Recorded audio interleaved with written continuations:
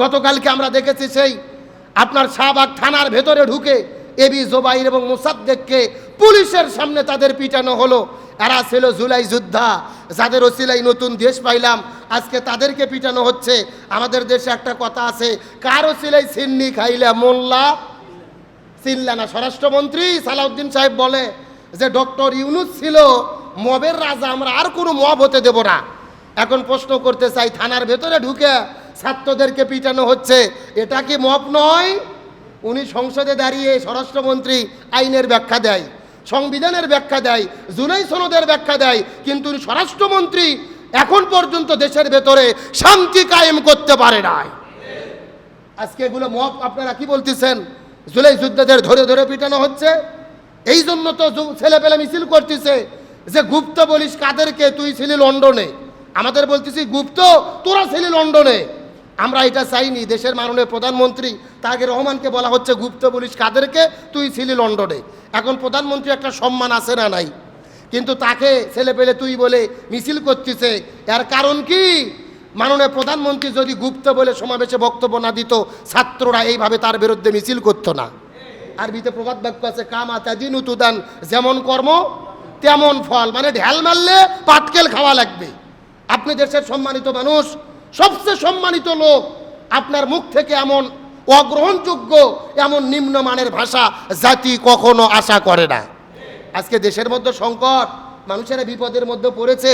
আপনার থাকতো জাতিকে একতাবদ্ধ হয়ে এই দেশকে সামনের দিকে এগিয়ে নিয়ে যাবেন, সেটা না করে আবারও রাজাকারের মতো গুপ্ত ন্যারেটিভ তৈরি করে জাতিকে ভাগ করতেছেন। তাহলে জেনে রাখেন, রাজাকার বলে স্বৈরাচারের পতন হয়েছিল, আবার এই গুপ্তর কারণে আর পরিণতি আপনাদের জন্য ভয়াবহ হতে পারে। আমরা মিলেমিশে থাকতে চাই, আর জাতিকে ফাটল ধরাতে চাই না, আর বিভেদ ছড়াতে চাই না। একতাবদ্ধভাবে থাকার দরকার আছে না নাই? ওই যুব দলের একটা নেতা নয়ন, হাসিনা পালিয়ে যাওয়ার আগে তার 1.5 হাত দাড়ি ছিল, তারপরে মাথার মধ্যে ছিল ঝাবরি চুল। আগে ছবি দেখে আমি বিশ্বাস করি নাই। গতকালকে সে বলতেছে, হ্যাঁ আমি ওই নয়ন, আমার দাড়ি ছিল, মাথার মধ্যে চুল ছিল, এগুলো রেখেছিলাম কৌশল অবলম্বন করে যেন স্বৈরাচার আমাকে ধরতে না পারে। চিন্তা করে দেখেন, রসুলের সুন্নাত দাড়ি রাখছে 1.5 হাত, এটা রসুলের সুন্নাত ভালো কাজ। কিন্তু হাসিনাও পালে গেছে, দাড়িও কাটিয়ে একেবারে কিলিং সেপ, তেল তেলা, চুলও নাই দাড়িও নাই। ও বলতেছে এটা আমাদের জন্য কৌশল। তো তোমার দাড়ি কাটা যদি কৌশল হয়, এই বাংলাদেশের ভেতরে ছাত্র শিবির ট্যাগ দিয়ে মেরে ফেলা জায়েজ ছিল। আবরার ফাতকে ছাত্র শিবির বলে পিটিয়ে পিটিয়ে হত্যা করা হয়েছিল। এমনকি হিন্দু ছেলে বিশ্বজিৎ পর্যন্ত রেহাই পায়নি, শিবির ট্যাগ দিয়ে হত্যা করা হয়েছিল। তাহলে যাদের শিবির ট্যাগ দিয়ে এই বাংলাদেশে মানুষ মারা জায়েজ ছিল, তারা যদি কৌশল অবলম্বন করে ওই জায়গায় অবস্থান করে নিজেদের বেলায় কৌশল বোঝো, ওখানে কেন তোমরা বুঝতে চাও না? নিজের বেলায় আরাম লাগে, আর অন্যের বেলায় তোমরা ভুল ধরতে চাও। আমি তো মনে করি বরং এই দেশে ঢাকা বিশ্ববিদ্যালয়ে যে ছাত্ররা জুলুমের শিকার হয়ে হলে উঠলেই জোর করে মিছিলে নিয়ে যাওয়া হতো, এই ছাত্রগুলো ওখানে থেকে ওদের সাথেই চলাফেরা করে ওদের বিরুদ্ধে বিদ্রোহ করে এই দেশকে স্বাধীন করেছে। এরা জাতির শ্রেষ্ঠ সন্তান, এদেরকে আমাদের সেলুট দেওয়া দরকার ছিল। আমরা সেটা না করে আজকে গুপ্ত বলে বলে জাতিকে বিভ্রান্ত করতেছি। কাদেরকে গুপ্ত বলতেছেন? এই বাংলাদেশে জামাত ইসলামী ছাত্র শিবিরের জামাতের 11 জন নেতা ফাঁসির দড়িতে ঝুলেছে, তাও দেশ ছেড়ে যায়নি। কথা কন না গা? দল আপনি যেটাই করেন এটা সত্য আপনাকে স্বীকার করা লাগবে। আপনারা তো লন্ডনে, কেউ দিল্লিতে পালিয়ে আছেন, আর এরা তো দেশ ছেড়ে যায়নি, ফাঁসির দড়ি ঝুলে জীবন দিয়েছে। এরা দেশে থেকে জীবন দেওয়া হলো গুপ্ত, আর আপনারা বিদেশে থেকে হয়ে গেলেন প্রকাশ্য। এগুলো বলে বলে আর জাতিকে ভাগ করেন না। দেশ বিপদে পড়ছে, তাম পৃথিবীর দেশগুলো সংকটে পড়তেছে, একতাবদ্ধভাবে এই দেশকে উত্তরণের চেষ্টা করেন। যত ভাগ করবেন স্বৈরাচার বগল বাজাবে আর বাদাম ফাটাবে, ওরা চিন্তা করবে এবার কাম হচ্ছে। কথা কন না গা? জামাত বিএনপি মারামারি লাগা মানে বোঝেন না? আপারা খুশি দিল্লির থেকে যে আমরা তো এটাই চাচ্ছিলাম, আমরা নিজেরা ভাগ হব, ওদের শক্তি বেড়ে যাবে। আল্লাহ তাআলা জাতিকে হেদায়েত দান করুক, বলেন আমিন। সঠিক বুঝ দান করুক, বলেন আমিন। তাহলে আলোচনায় বলতেছিলাম, মুনাফিক হলো তারা যারা মুখ দিয়ে বলে একরকম, কাজে করে। আমার বন্ধুগণ, মুসলমান ভাইরা গভীর মনোযোগ লক্ষ্য করুন। এই জন্য আমার নবীজি হাদিস শরীফের মধ্যে বর্ণনা করে বলেন, মুনাফিকের আলামত হলো 3টি। চিৎকার করে বলেন কয়টি? এক নম্বর মুখ দিয়ে কথা বললে মিথ্যা কথা বলে, 2 নম্বর ওয়াদা করে ভঙ্গ করে, 3 নম্বর আমানতের খেয়ানত করে। মুখে কথা বলে আবার কিছুক্ষণ পরে মিথ্যা কথা বলে, অস্বীকার করে, ওয়াদা করলে ভঙ্গ করে, আমানতের খেয়ানত করে। এই 3টা স্বভাব যাদের মধ্যে থাকবে তারা হলো নির্ভেজাল মোনা। এমন মুনাফিক তো আমার দেশে নাই, আছে? কথা বলেন, আছে? আমার বন্ধুগণ, মুসলমান ভাইরা গভীর মনোযোগ লক্ষ্য করুন। তাহলে আল্লাহ রাব্বুল আলামিন বললেন তারা আল্লাহ এবং ঈমানদারদেরকে ধোঁকা দিতে চায়, কিন্তু নিজেরাই তারা ধোঁকার মধ্যে পড়ে, তারা কখনোই বুঝতে পারে না। আল্লাহ তাআলা তারপরে বললেন ফি কুলুবিহিম মারাদুন, তাদের অন্তরের মধ্যে রয়েছে রোগ ব্যাধি বক্রতা। আল্লাহ বলেন তাদের অন্তরের মধ্যে রয়েছে রোগ ব্যাধি। ফি কুলুবিহিম মারাদুন, তাদের অন্তরের মধ্যে রয়েছে ব্যাধি। ফাজাদাহুমুল্লাহু মারাদান, আর আল্লাহ তাআলা তাদের রোগকে আরো বৃদ্ধি করে দিয়েছেন। ওয়ালাহুম আযাবুন আলিম, আর তাদের জন্য রয়েছে যন্ত্রণাদায়ক শাস্তি। ফি কুলুবিহিম মারাদান, তাদের অন্তরে কি আছে? রোগ। রোগ জোরে বলেন, কি আছে? আবার আল্লাহ বলতেছে রোগ যখন তাদের ধরছে তখন আমি আল্লাহ তাদের রোগকে আরো বাড়াইয়া দিছি। সুবহানাল্লাহ কর। যেহেতু রোগ ধরেই গেছে, আল্লাহ কি করছে? রোগ আরো বেড়ে দিছে। অন্তরের মধ্যে যেহেতু ভেজাল ঢুকছে, আরো ভেজাল আল্লাহ বাড়াই দিছে। শরীরের মধ্যে দেখবেন ওই যে যখন আপনার পচনি ধরে সেফটি এক জায়গায় যদি পৌঁছে যায়, ওখান থেকে কি হয়? এমন সেফটি পচনি ধরে পুরো শরীর পচতে থাকে। আল্লাহ বলতেছে ওদের অন্তরি পচনে ধরছে, আমি আল্লাহ ওটা আবার কি করছি? বাড়িয়ে দিছি। এটা চলতেই থাকবে। আর তাদের জন্য আখিরাতে কি আছে? যন্ত্রণাদায়ক শাস্তি, যেন তেন শাস্তি না। কাদের কথা বলতেছি যেন? কথা কই না। কাদের কথা? আগে বলে যাচ্ছি কাদেরটা? কাফের। এখন হচ্ছে মুনাফিকের আলোচনা। আমার বন্ধুগণ, মুসলমান ভাইরা গভীর মনোযোগ। আল্লাহ বলেন তাদের অন্তরকে আমি বাড়িয়ে দিলাম, তাদের রোগকে বাড়িয়ে দিলাম, বেদিকে বাড়িয়ে দিলাম, তাদের জন্য যন্ত্রণাদায়ক শাস্তি। বিমা কানু ইয়াকযিবুন, তাদের এই মিথ্যা কথা বলার কারণে। ওয়াইজা কিলা লাহুম, ওয়া মানে এবং ইজা মানে যখন, কিলা মানে বলা হয়, লাহুম মানে তাদেরকে, লা তুফসিদু, খবরদার জমিনের মধ্যে ফাসাদ সৃষ্টি করো না, হাঙ্গামা তৈরি করো না, মারামারি করো না, কাটাকাটি করো না। ফিল আরদি, জমিনের ভেতরে। কলু, তখন তারা বলে। কারা বলে? মুনাফিকরা। জোরে বলেন, কারা বলে? কলু, তখন তারা বলেন। কলু, তখন তারা বলেন ইন্নামা নাহনু মুসলিহুন, আমরা তো জমিনের ভেতরে শান্তি কায়েম করতেছি। সুবহানাল্লাহ।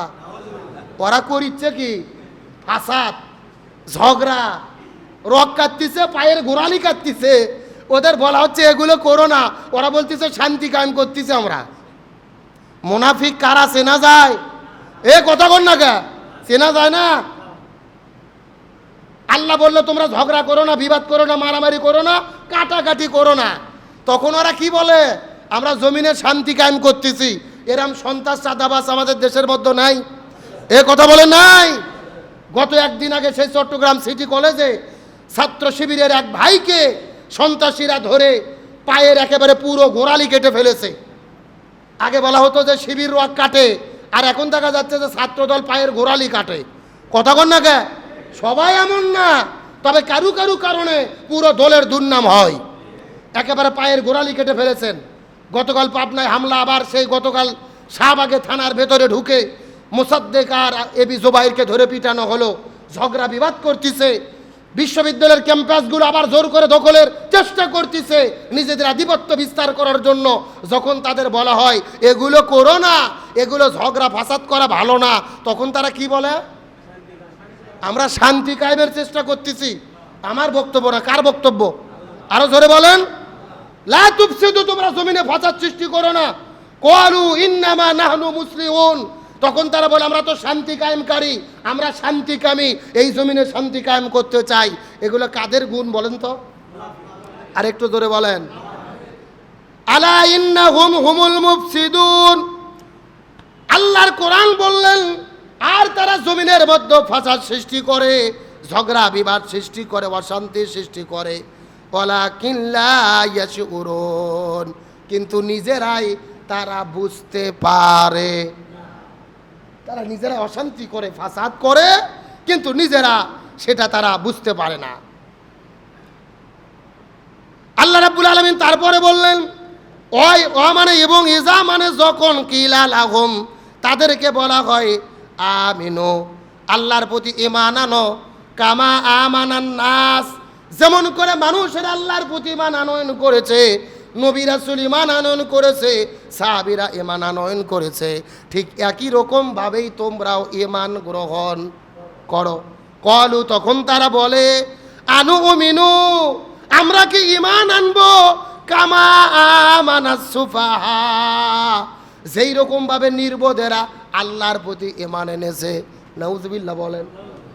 যখন তাদের কি বলা হয়, আমানু, তোমরা আল্লাহর প্রতি ঈমান আনো, ও মানে এবং ইজা মানে যখন কিলা লাহুম, তাদেরকে বলা হয় আমিনু, তোমরা ঈমান আনো, কামা আমানান নাস, যেমন করে মানুষের আল্লাহর প্রতি ঈমান এনেছে।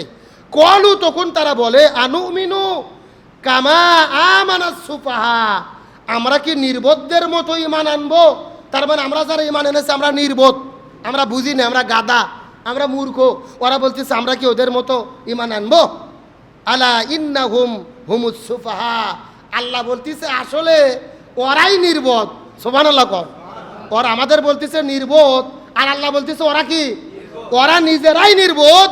ওয়ালাকিন লা ইয়ালামুন, কিন্তু তারা নিজেরা সেটা বোঝে না।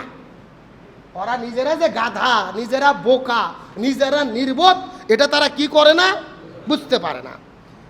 আল্লাহর কোরআন তারপরে বললেন, ও মানে এবং ইজা মানে যখন লাকুল্লাযিনা আমানু, আর এই মানুষগুলো, কোন মানুষগুলো, কথা কয় না, এই মুনাফিকগুলো, ও ইযা লাকুল্লাযিনা আমানু, ঈমানদারদের সঙ্গে যখন সাক্ষাৎ করে, ঈমানদারদের সঙ্গে যখন দেখা করে, তখন তারা বলে কলু আমান্না, আমরা ঈমান এনেছি। মুনাফিকের আলামত ভালো করে বুঝেন। যখন ঈমানদারদের সাথে দেখা হয় তখন তারা কি বলে, আমরা ঈমান এনেছি তোমাদের আল্লাহর প্রতি, রাসূলের প্রতি, আখিরাতের প্রতি। কিন্তু আল্লাহর কোরআন তারপরে বললেন, ওয়াইদা যখন খলাউ ইলাস শায়াতিন শায়াতিনিহিম, আর যখন শয়তানদের সাথে তারা মিলিত হয়। কাদের সাথে মিলিত হয়? ঈমানদারদের সাথে দেখা হলে বলে আমরা ঈমান এনেছি, কিন্তু শয়তানদের সাথে যখন তারা মিলিত হয়, কলু, তখন তারা বলে ইন্না মাকুম, আমরা কিন্তু তোমাদের সাথেই। মুনাফিকদের চেনা যায়।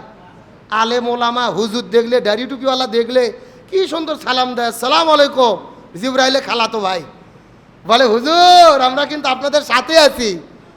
কিন্তু আবার যখন ওই জালেমদের সাথে যেয়ে মিল হয় চায়ের দোকানও, তখন কি বলে, আরে আমরা তো তোমাদের সাথে আছি। এরপর আরেকটা মারাত্মক কথা বলে, দেখেন আল্লাহ সেটাও বলতেন, ওই কাফিরদের কাছে, শয়তানদের কাছে যাওয়ার পরে বলে আমরা তোমাদের সাথে আছি, ইন্নামা নাহনু মুস্তাহজিউন, আর আমরা সবে মাত্র ঈমানদারদের সঙ্গে দেখা হয় তাদের সাথে তো আমরা মাত্র তামাশা করি। কি করি? আমাদের হুজুরদের সাথে দেখা হলে না বলে আমরা তো ঈমান আনছি, আপনাদের দলেরই লোক, আপনাদের সাথে আছি। এখন ওই চায়ের দোকানে যে জালেমদের সাথে আবার মিল হয়েছে, ওখানে হওয়ার পরে বলতেছে আসলে আমরা তোমাদের সাথে আছি, আর হুজুরদের সাথে কি করি, আর ওদের সাথে তো তামাশা করে মজা করি আমরা, আসলে তলে তলে তো আমরা তোমাদের লোক। এরকম লোক ভোটের আগে খুঁজে পান না? হ্যাঁ হ্যাঁ, ওপরে ওপরে বলে আপনার সাথে আছি ভাই, কোনো টেনশন নাই, ভোটের দিনে বুঝবেন ফলাফল কি হয়। তাই বলে আমাদের সান্ত্বনা দিয়ে যে কাজ করে আর এক জায়গা মতো।